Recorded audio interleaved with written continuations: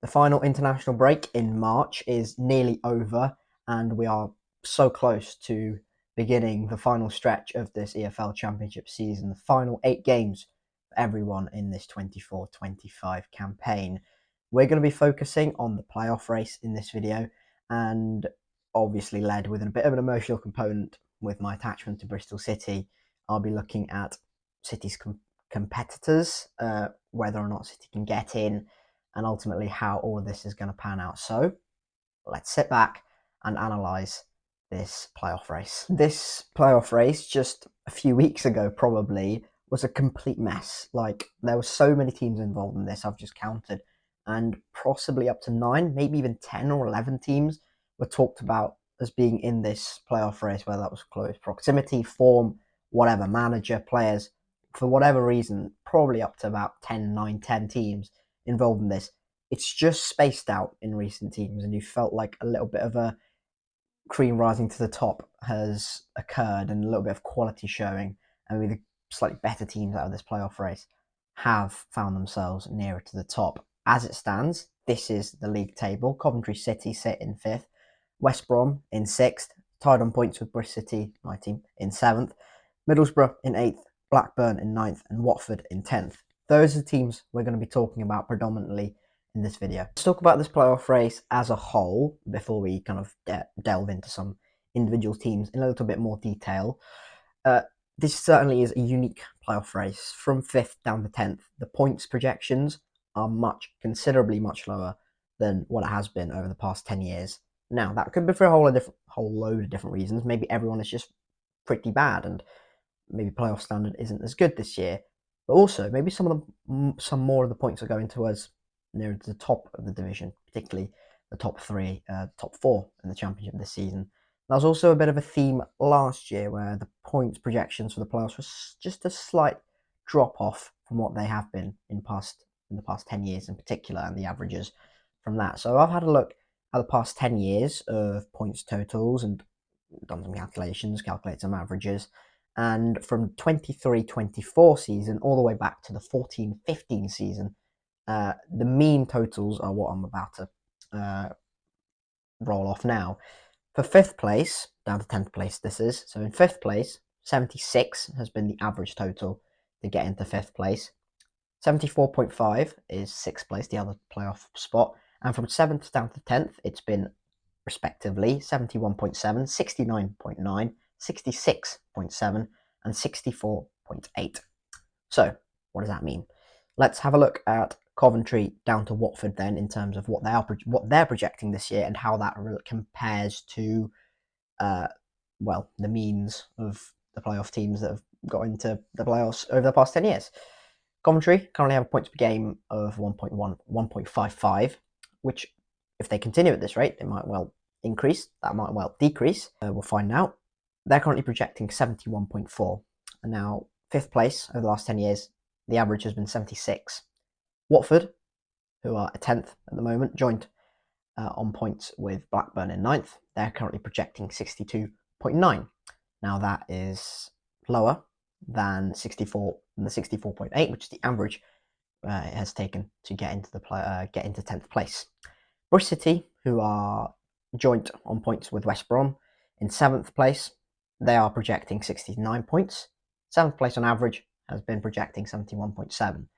The biggest difference in all of this, in terms of average points required to get into that position over the past 10 years and what they're actually projecting, is actually West Brom in 6th, who are currently projecting 69 points, the same as Bristol City, but the average to get in has been 74.5. That is a 7.4% difference, which might not sound like a lot, but if you consider all 24 teams and what they all require, the standards, 7.4% difference is quite a lot in terms of the drop-off in quality or the number of points that has been recorded this year in terms of getting into those kind of middle to upper quartile positions in the Championship. Just to put this into a little bit more context, over the past 10 years, the highest points tally that's been required to get into 5th and to 6th has been 81 and 80, both of which was achieved in the same season, 2016-17, where Huddersfield finished 5th with 81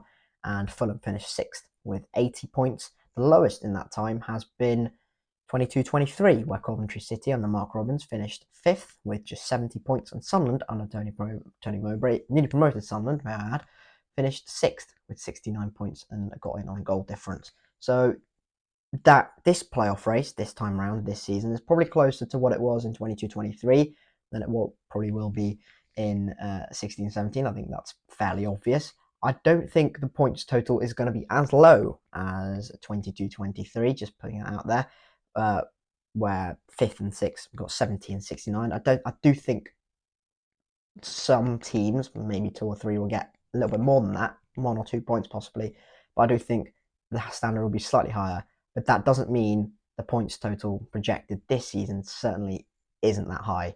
It is lower than on average. Let's go into a little bit more depth on some of these teams then. I think the only place to really start is Coventry City. Frank Lampard's Coventry City. I am now obliged to say they have been absolutely sensational. I mean, there's no real need to keep going on about it because it's been kind of nationwide news. 10 wins and 12, the introduction of Matt Grimes into midfield, Ephron Mason-Clark, Haji Wright coming back from injury. They've got so many good options going forward. Bissett, Sims, Sakamoto, Rodoni, Thomas Asante, Haji Wright. They've got some serious quality. And it felt like under Mark Robins, they were underperforming, but you kind of waited for them to click, and you always trusted Mark Robins to make them click. Didn't quite click. But I think in the introduction of Lampard, it's been a bit of freshness. It's been kind of sticking to a 4-3-3 with Van Avijk and Dovin and Thomas and Grimes, and Jamie Allen's just become unbelievable again.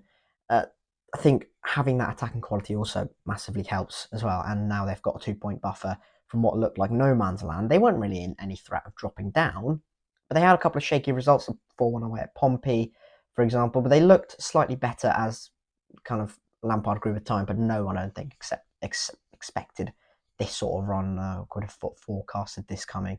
Just a sensational run. And from the position they find themselves in, I think if Bristol City had gone on this run, or West Brom had gone on this run, or any of the teams that have been in the kind of touching distance of the playoffs for the whole season, apart from like Coventry, who've come from deep to go in and assert themselves as real playoff contenders. I think if any of the other teams have gone on, any other team in this kind of playoff race had gone on this run, they'd be properly in it and probably, in a far more comfortable position than Coventry are. I think Coventry have clicked. They look like they're sort of that quality they've got is sort of gelling and really showing what it's all about. And quite frankly, I think it's going to be very hard for anyone to stop Coventry City. Let's talk about their fixtures then. Their average opponent they're going to face for these next 8 games, as things stand in the league table, is going to be 12.75. That, compared to all the other teams in this talk I'm going to have, is the second sort of nicest, easiest run. You can interpret that however you like. Do you want to face teams down near the bottom? Do you want to face teams in the middle? Do you want to face teams at the top when they're maybe possibly already promoted? You tell me. But there's no denying their next 2 games incredibly difficult. They travel to Bramall Lane this Friday night, and then they host Burnley, who don't concede goals. So 2 incredibly difficult fixtures to come back from after the international break, but things do ease off just a little bit. One of the worst away teams in the league in Pompey, one of the worst home team in the league in Hull, a massive clash against West Brom at the CBS, and then they go to Plymouth, they go to Luton, to the bottom side in this division, and then we'll have a conversation about Middlesbrough as well, and they face them on the final day. Will be very interesting to see how Coventry fare with that run and what challenges are thrown at them. I certainly don't think going to Home Park and going to Kenilworth Road is going to be nice, but on paper and statistically speaking, they do have the second nicest run out of everyone in this sort of pack. West Brom are a funny old team because they're historically, or have been in recent years anyway, the team to kind of beat if you want to get into the playoffs. They've been solid under Carlos Corberán. He's left to go to Valencia. Tony Mowbray's come in. They've been patchy, but recently in particular they have been far better and now have a bit of an unbeaten run behind them. They've drawn a few games in there, but some tricky games, going away to Burnley, going away to Leeds, going away to Millwall, not easy games, and 3 points out of that, pretty decent run. And then obviously beating QPR at home and beating Oxford at home. Last game before the international break, a bit of a disappointing one against Hull where they drew 1-1. But again, statistically speaking, they have the easiest run out of everyone in the top 6. And considering they occupy a playoff place at the moment, that might be not such a bad thing. They've got a lot of quality in them, and Mowbray's just transitioning them from a Carlos Corberán side into more of a Tony Mowbray side, and that transition's not a complete kind of sea change. It's just taking a little bit of time, and if that clicks at any point during the season, they're going to really be a threat, and it will be hard to see them getting displaced. It'd be hard to imagine them getting them displaced from one of the playoff spots. They also have a really strong squad in general, and that always helps. However, despite them having the easiest run in terms of statistically speaking, their last 3 fixtures are really what defines that easy run. Easy run, quotation marks. They face Derby at the Hawthorns. They go to Cardiff and they play Luton at the Hawthorns on the final day. That is the last 3 games, and that is 22nd, 21st, and 23rd. Before that run, so the first 5 games after the international break, look really quite challenging. They go to Carrow Road to face Norwich and Josh Sargent and Borja Sainz. That's not going to be easy. A ridiculously crunch game at Ashton Gate, which we'll talk about in a bit in the Bristol City context, where Bristol have been really strong. Ashton Gate, that's going to be really difficult. They play Watford at home, which might favour them, not the worst game in the world ever, but then they go to the CBS as well. So possibly 1, 2, and they face Sunderland at home in all of this. So possibly 1, 2, 3, maybe even 4 head-to-heads if Norwich go on a bit of a run from now until the end of the season, and also facing 4th place Sunderland. Their season is not going to be defined on those last 3 games. If West Brom pick up barely any points between now and that game against Derby at the Hawthorns, they are really going to be struggling in terms of playing, probably going to be playing catch up in terms of getting themselves back into the top 6. If they come through those games in the top 6 or relatively unscathed, maybe level on points or 1 point off, then they're going to have a real chance. However, that could also be flipped. They do come through that relatively unscathed, and they go into those last 3 games. It's to say that Cardiff, Luton, and Derby are not going to be completely fighting for their lives, and that's going to be really difficult as well. And they've got to go to Cardiff. Home games against Luton and Derby might be slightly easier to navigate, but still a really difficult run for West Brom, despite those last 3 games slightly subsidising and kind of skewing the stats a little bit. I'm not going to go chapter and verse on Bristol City, but we are in this playoff race, 7th place, level on points with West Brom, outside of the playoff places on goal difference. However, we do have on paper, the hardest run in my opinion, and the stats back that up as well. Out of all of these teams I'm about to talk about, an average opponent position per game is 9.5, which is considerably higher than pretty much everyone else from 5th down to 10th. Incredibly tough game to start with, away at Burnley, where again Burnley don't concede goals, and then a home game against Watford on the weekend, and then that crunch game against West Brom. And I genuinely believe if Bristol City don't come out of that West Brom game with 3 points, I think it's going to be so difficult to get into those playoff positions, and I think it's going to be an almighty trek if we don't win that game at Ashton Gate. Despite some okay looking away fixtures in there, QPR away and Luton away, it's still going to be incredibly tricky. Pretty much everyone in the Championship this season has been pretty decent at home, so it's still incredibly tricky. And then Leeds away, going to Elland Road. Now that might be slightly nicer because Leeds possibly could have won promotion by then, but you never know. You don't want to hang your hat on that. And then Preston at home on the final day, where Preston probably going to be a dead rubber game. Well, for them anyway. Hopefully something on the line for Bristol City. But I think I've maintained this stance all season. I just think it's going to be so difficult for City to get in with the injuries to Luke McNally, this kind of squad uncertainty we've had, really, with a lack of real goal scorer in the number 9 position. I love Sinclair Armstrong, I love Nahki Wells. It's just that lack of firepower and injuries and kind of accumulation of things, which I'm not really liking the smell of. However, this team has proven me wrong quite a bit over the past few months and have gone on a really nice unbeaten run. Really impressive performance over Sheffield United, and then beating Norwich before the international break. Really sort of good momentum to bring into this. It's just about whether or not we can bank on those home games where we've been exceptional this season, 5th in the league, I think, at home, Bristol City, and have been exceptional at Ashton Gate. Not so good away from home. If we can win at QPR, win at Luton, for example, maybe nick something about it, these are the kind of thoughts going in your head as a City fan. It's going to be those sorts of games. And some of these games are really tough. Watford and West Brom, unfortunately, and Preston, unfortunately, with the run we've got and the opponent difficulty we've got, they're going to have to be 3-pointers. And that's just, if we want to make the playoffs, that's just has to be a given. Borough are a really funny team because it feels like they've been underperforming all season, and it feels like they've been abject all season. And they're only 3 points off the playoff places, and that in itself, I think, is pretty ridiculous.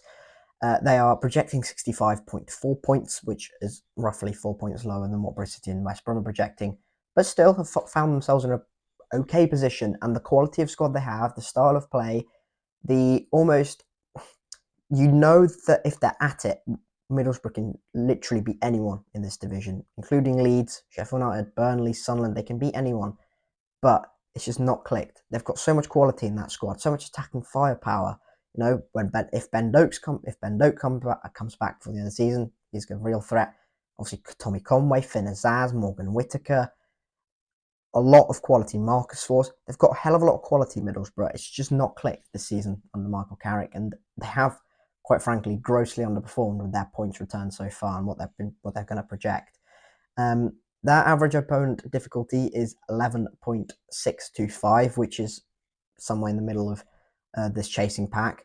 It's not the worst run-in, but they do have some difficult fixtures in their. Leeds, for example, being the kind of standout one. Then they face Coventry on the final day, which could be a nice, well, I'd say nice. It could be a very juicy fixture at the end of the season. And obviously, the playoff game between Middlesbrough and Coventry, Mark Robins did a number on Mark Carrick. A lot of permutations with Middlesbrough. They've been slightly better recently. They went on this horrific run where they lost 6, I think, in a row, or 6 and 7, or something like that. They're going to have to put that behind them. They're going to have to get their act together because there is still an opportunity. The door is still wide open for someone like Middlesbrough to come in with the attacking quality, with the quality over the shot that they have, to get into the playoff positions and potentially win a place in the Premier League. But I just find it hard to trust this Middlesbrough team at the moment. I'm going to talk about Blackburn and Watford together because I feel like they're both outsiders. They're both 5 points off the playoff positions, and I feel like maybe momentum and the inconsistency might be the reason they don't get into this playoff position. I'm sorry, Blackburn and Watford fans, but we'll talk about you anyway. They're projecting 62.9 points. Watford have a slightly nicer run compared to Blackburn. Their average opponent faced per game is 12.125. I can speak. Blackburn is 10.875. So Rovers have a slightly more difficult run-in. They've still got to go to Bramall Lane.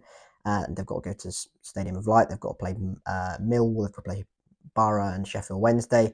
Watford have also got a slightly difficult run. They've got to play Bristol City. They've got to play Burnley. They've got to play Sheffield Wednesday. They've got to play Blackburn and West Brom in there as well. So both have slightly difficult fixtures.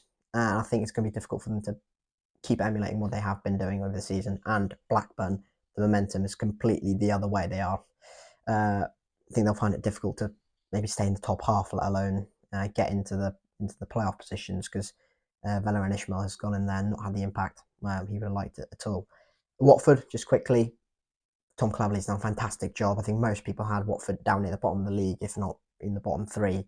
So the fact they're even in this conversation in the slightest, and they're 10th in the March international break, is a fantastic job done by Tom Cleverley, and a big thumbs up from him. And considering the lack of backing and all the rumours and the murmurings that have been going on all season, the fact that he has that Watford squad 10th at this point in the season is just a fantastic job.